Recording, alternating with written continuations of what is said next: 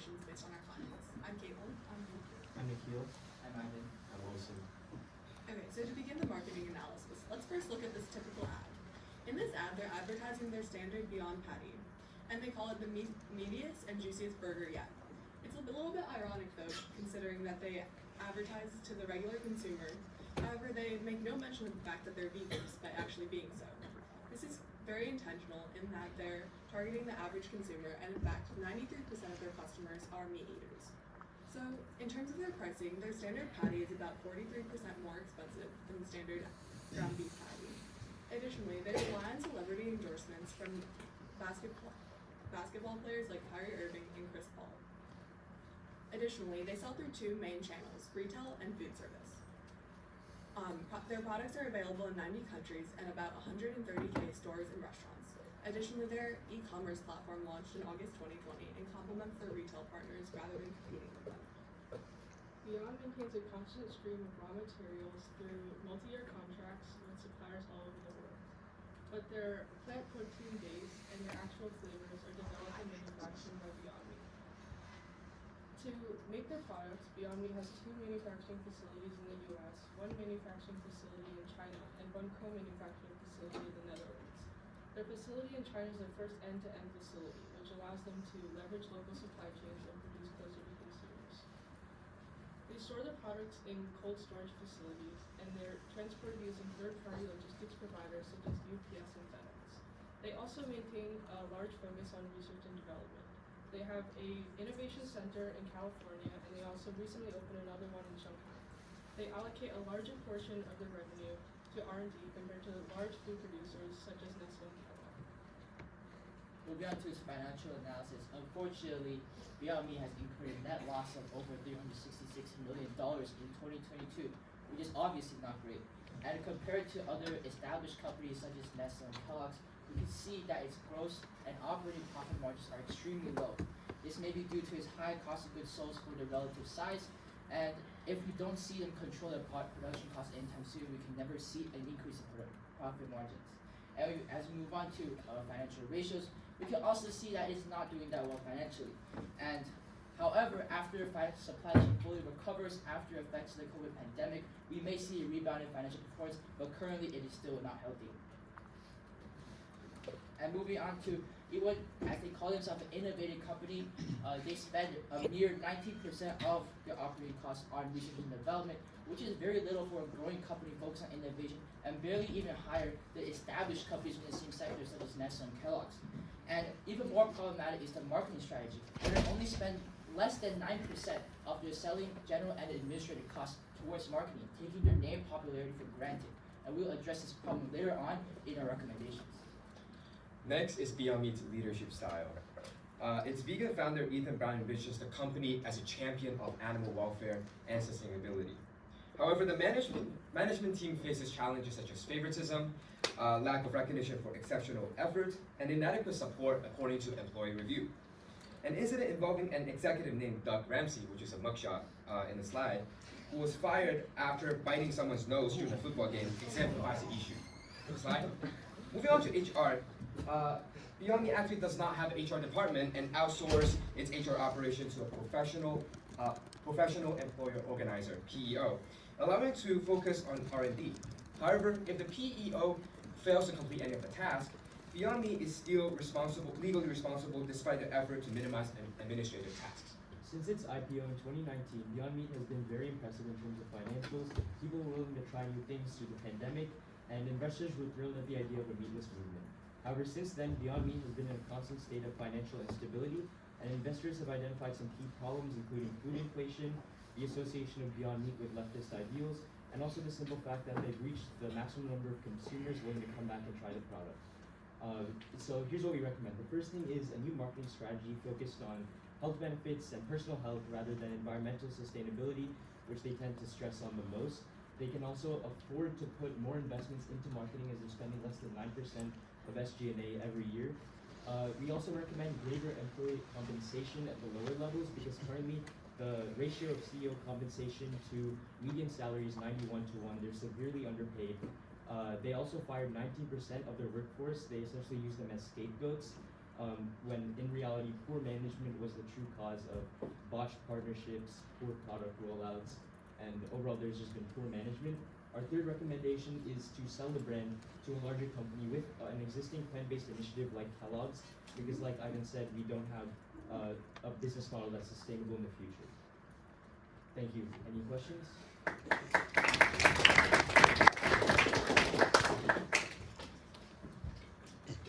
So these are the jerkies we bought from Acme, and we'd like the judges to present the jerkies. Like you mentioned, they opened up like factories in Shanghai recently. Do you think they should be marketing toward maybe more like Asian market, considering that there are religions in Asia that are have a more plant-based diet? Yeah, I think there definitely are like international markets that would work well with Beyond Meat. However, as they are struggling a lot in the US right now, I think that it would be more effective to focus their efforts here first. Yes. Dave? So Ivan mentioned that you guys are like Beyond Meat is making a net loss right now. So with the net loss, like how do you balance the net loss with the recommendation of greater employee compensation? Because obviously that increased cost. So how do you balance the two, especially when you're in this period right now where you're making a loss? And where do you see like the future road to profitability? So when we go to the recommendation slide, we barely touched upon a point, which is to sell to a large company with already plant-based. And one of the reasons why I compare with Kellogg's and Nestle is because they already have some sort of operations focusing on environmental sustainability and basically whatever Beyond Meat's been doing for like the past 3 or 4 years. And that's why we put selling as one of the recommendations, because obviously, as you said, the financial model is not sustainable in the long run, so the easiest method will be to sell to a larger company, so we don't really need to care about the financial situation. However, if we can't do that, obviously, we can obviously find more investors, try a certain amount, like also focus on marketing, which is probably more important to increase the sales and try and get out of this financial slump, and then focus on employee compensation. Could you go to the marketing? So let's talk a little bit more about the pricing. So you said it's more expensive than the original things. How does that affect their marketing campaign, and what's the impact on the revenue?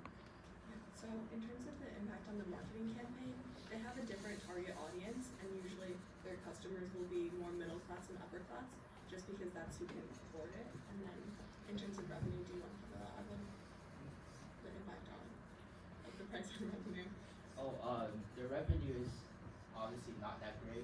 But like their profit margins, if you compare Nestle and Kellogg's, you can see their operating profit margins been negative ever since their IPO, and their gross profit margins have been slowly decreasing over the years. So unless they do something with the marketing or some sort of pricing strategy where it makes them increase their revenues, we can't see them coming out with profit anytime soon.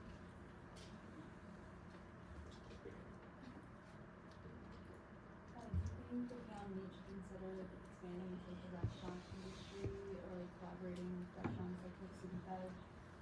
Yeah. Okay. I know they've partnered with fast food chains in the past, like with McDonald's, they had the McPlant initiative. The problem with that is there wasn't enough consumer attention for the product, so they never stay on menus long enough essentially. So one of the things we need to focus on is getting better partnerships.